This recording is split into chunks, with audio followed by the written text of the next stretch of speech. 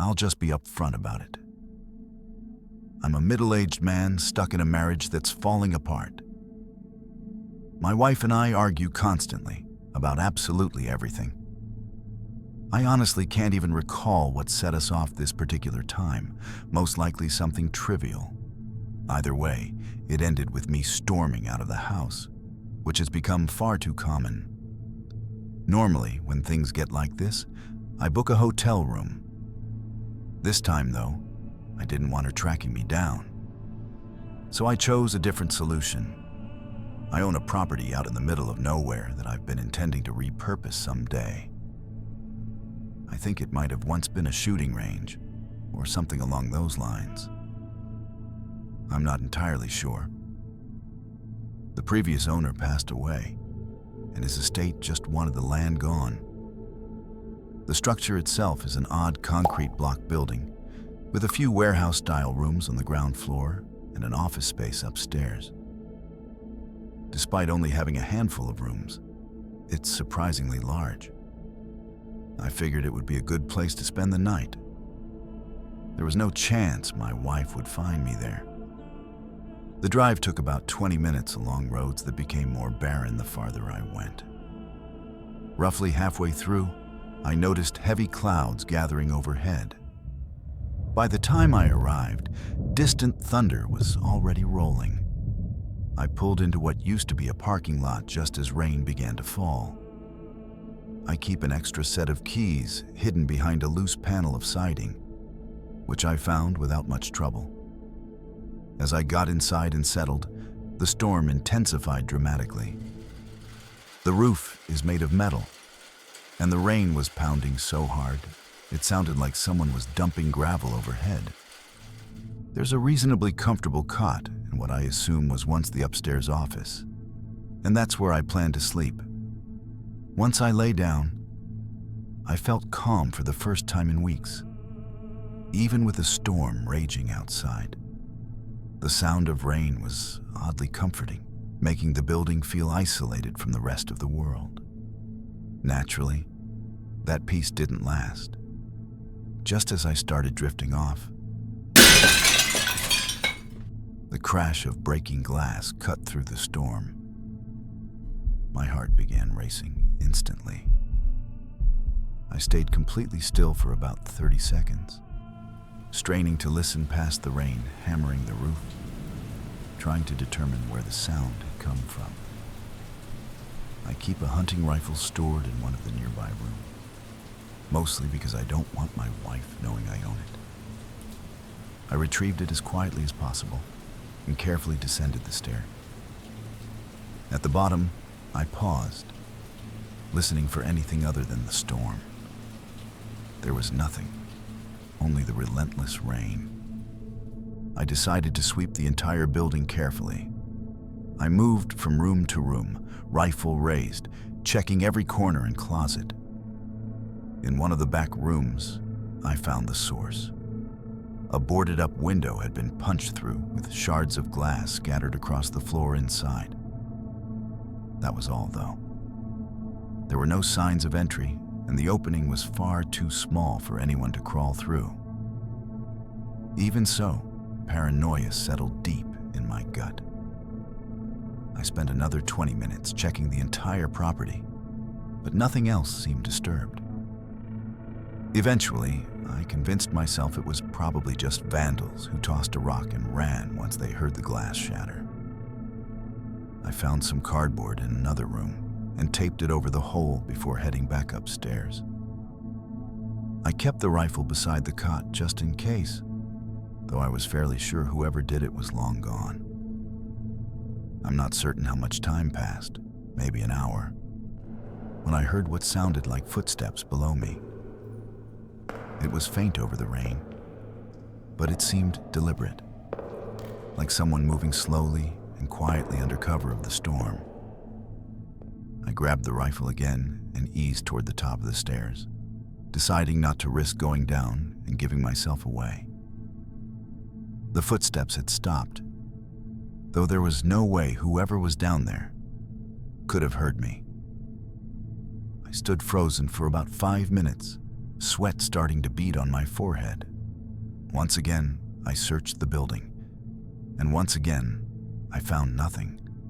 I began to wonder if I was imagining things, or if someone had slipped out unnoticed. That theory didn't make much sense, considering every door was still locked. This time, I stepped outside into the heavy rain and walked the perimeter, using my phone's flashlight.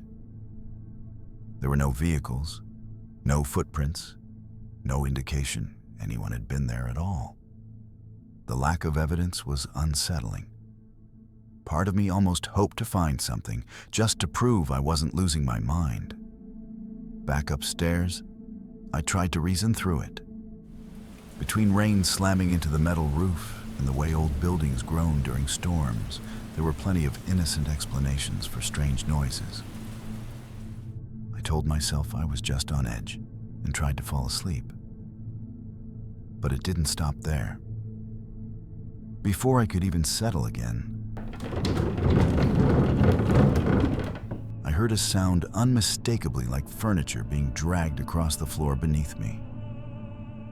This wasn't ambiguous. A storm doesn't produce the heavy scrape of something solid being pushed across concrete. Not ever. I didn't hesitate this time. I grabbed the rifle and rushed downstairs, flipping on every light switch as I went. Fear had given way to anger, which felt easier to handle.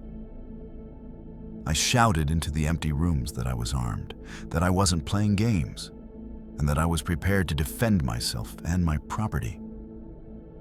My voice echoed through the building and faded into silence. Nothing had been moved. No one responded. You might wonder why I didn't call the police then. Part of it was not knowing what I'd even say. But more than that, the property is far from being up to code. And that's putting it mildly. The last thing I wanted was official attention drawn to the place. Standing there alone, rifle in hand, yelling into the darkness, something changed. In an instant, my anger vanished and was replaced by an overwhelming, icy fear. It wasn't just an emotional shift. It felt physical, like a cold wave washing over me. Every instinct I had screamed that I needed to get out of there immediately. I don't know what caused it, but I knew I couldn't stay. I gathered my belongings, returned the rifle to its hiding spot, and shut off all the lights. The storm was still raging, but I didn't care. I locked the building and drove home through the worst of the weather. It's been some time since then, and I plan to return in a few days or whenever I get the chance. I want to investigate further. Maybe install some sort of security system to determine whether something is actually happening there, or if it was all in my head. As for what truly happened that night, I honestly don't know. Either someone was there and managed to avoid me completely, or I'm beginning to lose my sanity. I'm not sure which possibility is more frightening. I try not to think about any other explanation, because that thought terrifies me even more. This happened to me a few weeks ago, and even though I want to believe it's over, I have a strong feeling that it isn't. I don't live deep in the woods, but my house sits on the edge of what I'd describe as a nature-heavy suburb. There are tons of trees, wildlife, and open space around. One side of our property backs up against what could technically be called a small forest, though it's really more of a wooded strip. From our backyard, it's only about a quarter mile through those trees to another road on the opposite side. That road connects to a different neighborhood, and beyond it lies a massive body of water that has always fascinated me. When I was younger, I assumed it was a reservoir. There are no trespassing signs everywhere, along with signs marking it as government property, all lining the fence that surrounds it. But here's the strange part.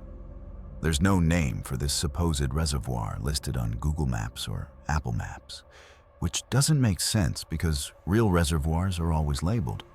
I've searched for information about it countless times over the years and never found anything official. It's been a frequent topic of discussion between my siblings and me because of how mysterious it is. I run varsity cross country for my school, so I'm constantly looking for good places to train. That wooded area has become my favorite route. It's a perfect 2-mile loop that cuts through the trees, runs alongside the road by the water, and circles back. It's much quieter than running through my neighborhood, which has no sidewalks and narrow, winding roads where drivers go way too fast. With the season coming up, I had recently increased how often I was running. On the day everything started, I could have sworn I heard movement behind me while I was heading back through the woods after finishing my run. I brushed it off, assuming it was just an animal. Later that night, things took a turn. During the summer, I always sleep with my windows open. I love hearing nighttime nature sounds, especially during storms. And that night, the rain was intense. A few hours after I got home, a massive thunderstorm rolled in without warning. It was incredible. I was lying in bed.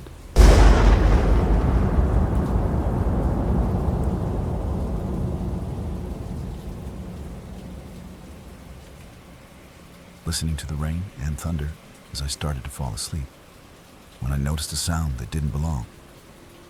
It was faint at first, but persisted. It sounded like quiet crying, soft sobs. The longer I listened, the more certain I became that it was coming from directly beneath my bedroom window, and worse, it sounded unmistakably human. Any doubt that the storm was causing it disappeared when I heard a woman's voice cut through the rain. Clear as day, she said, "Can you help me? I'm cold." I've never reacted so quickly in my life. It was pure instinct. Before fear could even register, I jumped out of bed, ran through the house, burst out the front door, and sprinted around the side toward my bedroom window. The rain was coming down so hard that I was completely soaked almost immediately. But I didn't care. As terrifying as the voice was, it never crossed my mind that something bad was happening. I only thought that someone needed help. When I rounded the corner, I saw her. A woman dressed in white, maybe a nightgown or a dress, was crouched beneath my window, huddled as close to the small overhang as she could get. I approached carefully and asked if she needed help. The whole scene felt unreal, like something out of a dream. But within seconds, everything escalated. The moment she noticed me, she shot to her feet and charged straight towards me with a sudden burst of energy I wasn't expecting. I barely had time to brace myself. But just before reaching me, she hesitated. Maybe because of my height, I don't know. And instead of hitting me, she abruptly veered off and ran toward the woods. I stood there stunned as she vanished into the darkness, moving impossibly fast for someone barefoot. I didn't chase her. I went straight back inside, drenched, and woke my dad. After I told him what happened, he was just as shaken as I was. We double-checked every door and window to make sure they were locked. We considered calling the police, but it was already past midnight, and we figured she'd be long gone by the time they arrived. Searching the woods during a thunderstorm also seemed pointless and dangerous for anyone involved. We agreed to wait and deal with it in the morning, if needed. I eventually managed to fall asleep, and the next few days passed without incident.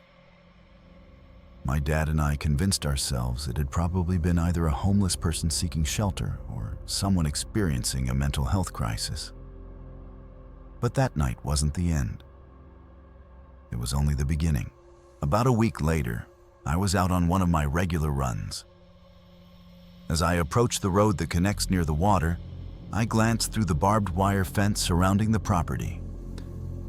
That's when I noticed movement near the shoreline. I stopped and looked closer. Sitting right at the water's edge, with her feet dangling in, was a woman. I froze. How was she even there? The fence has no gaps that I've ever seen. It's topped with barbed wire and it's at least 10 feet tall. I must have made a sound. Maybe I gasped, because even from a distance, she suddenly turned and looked straight at me. Instantly, I knew it was the same woman from outside my window. The moment our eyes met, she stood up and ran toward the fence with a wild, unhinged expression. She pressed her face against the chain link and just stared at me, smiling. And it wasn't a normal smile, not even close. I shouted that I was calling the police, hoping it would scare her. Apparently it worked. As soon as I said it, she turned around and dove straight into the water.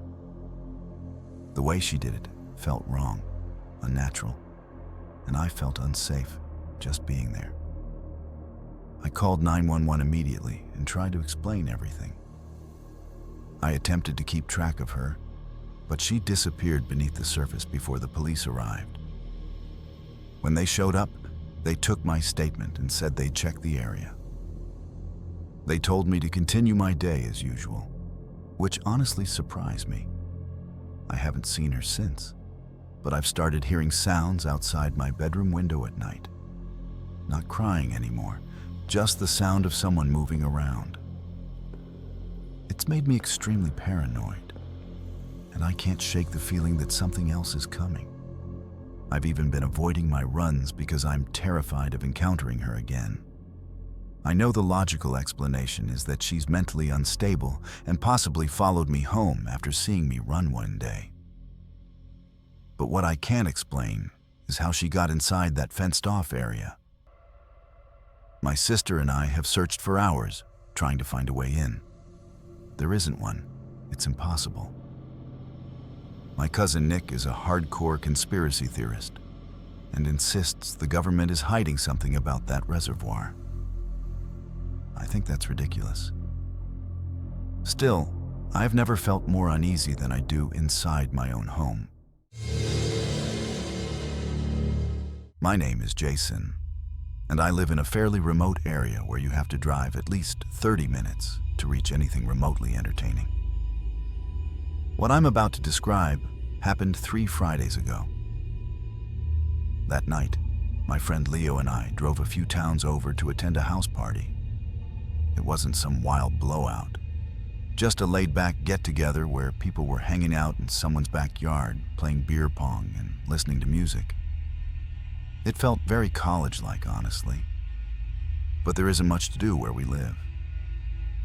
I was the designated driver, so I spent the entire night slowly sipping the same beer for nearly 3 hours. Leo, on the other hand, did what he always does. Got louder, drunker, and increasingly philosophical as the night went on. By the time we left around 1 a.m., he was completely wasted.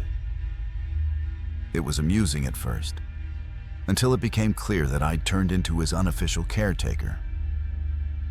After finally pulling him away from the girl he'd been flirting with, I managed to get him into my car and started the 20-something-minute drive home. While we were at the party, the weather had taken a turn for the worse. What began as a light, refreshing drizzle had escalated into a heavy downpour. Visibility dropped to maybe 30 feet, forcing me to slow to around 30 miles per hour on roads I normally would have driven twice that fast. Leo complained nonstop.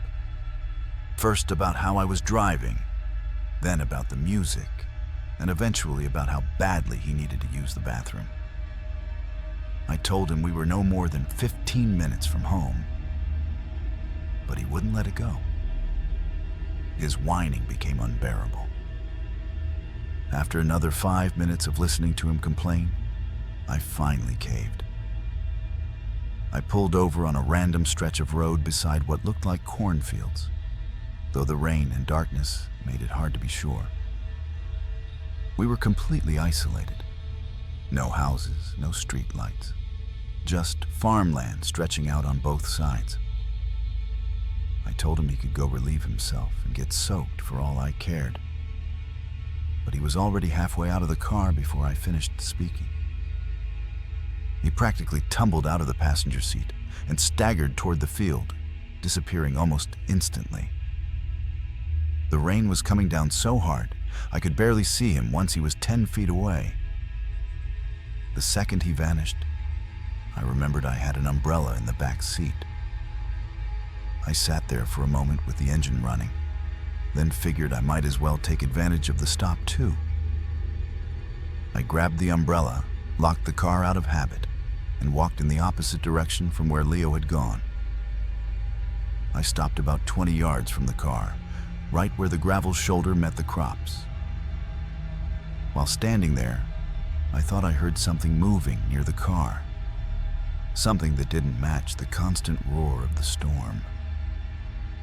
Without turning fully around, I glanced over my shoulder, but didn't see anything. I had the keys on me and knew the car was locked, so I brushed it off. When I finished and walked back, I was surprised to see Leo wasn't there yet. A couple minutes passed, then 5, then another 5. Still nothing. I was getting irritated. What should have been a quick drive home was turning into a 45-minute mess, and I needed to be up early the next day. I was just about to honk when I noticed movement in my side mirror. Leo came sprinting toward the passenger door. Even through the darkness and rain, I could tell something was very wrong. The moment he got inside, before he even shut the door, he started yelling at me to drive. Something instinctual kicked in, and I pulled away immediately. Between the storm and the conditions, speeding wasn't really an option, but I got us moving. As we drove, Leo explained that while he was relieving himself, he noticed someone he thought was me off to his right. The figure was walking deeper into the field. In his drunken state, Leo assumed I was messing with him or that I'd been drinking more than I admitted. So he followed the person without really thinking it through. He said he trailed them for a while, confused and too drunk to properly assess the situation. Eventually, the figure turned around, and Leo realized it absolutely wasn't me. He couldn't see any clear features, but it was unmistakably another person. His explanation took less than half a minute, but before he could even finish, I felt the car suddenly veer hard to the right. Immediately after, I heard the unmistakable sound of a tire blowing out. It was the worst possible timing. The car pulled so badly that continuing wasn't an option. With no choice, I pulled over. We were about half a mile from where we'd originally stopped, not close enough to feel safe, but not far enough to feel removed from whatever had happened. I yelled at Leo to get out and help since his bathroom break had caused all of this, but when I went to inspect the damage, my anger vanished instantly, replaced by sheer terror. A screwdriver was embedded deep into the sidewall of the rear passenger tire. There was absolutely no way it was accidental. Someone had deliberately jammed it in with force. Leo started panicking, but I snapped at him to pull it together. We rushed to change the tire in the pouring rain. I didn't want to think about who had done it or why, but the longer it took, the more my hands trembled. I felt like someone was going to appear out of the darkness at any second. The fear was overwhelming, so intense it made me feel sick. I was tightening the final lug nuts when a scream suddenly echoed from behind us. It was unmistakably a woman's scream, which made everything even worse, considering Leo said the figure he saw was male. I threw the tools into the trunk, abandoned the damaged tire, and jumped back into the car as fast as possible. As I started driving away, Leo grabbed my arm, insisting we had to go back because someone needed help. I told him there was no chance I was turning around, even though part of me felt like I was making the wrong call. Leo called 911 as we drove, giving the dispatcher our location as best he could.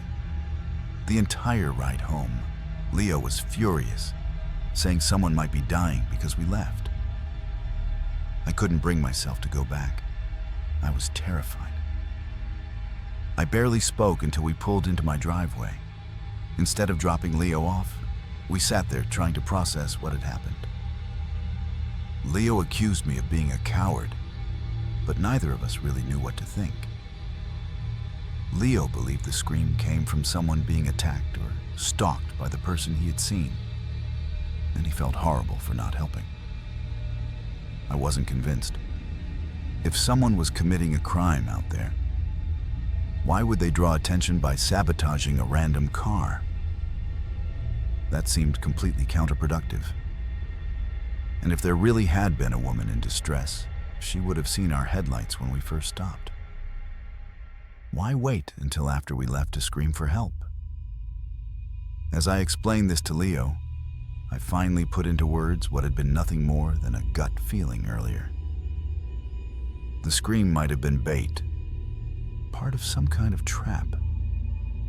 Maybe there was more than one person out there. But even that theory falls apart the more I think about it. Who would expect anyone to stop on that road at that hour, in that weather? Planning something like that seems almost impossible. Leo and I went back and forth for a long time before finally agreeing to disagree. The next morning, I contacted the police station to ask if they'd found anything. They told me officers had searched the area but found no signs that anyone had been there. Even stranger, they never found my tire either, which only added to the confusion, though I suppose it's possible they missed it. A few days later, Leo suggested another idea, that maybe it was actually the woman, not the man, who punctured my tire, trying to get our attention.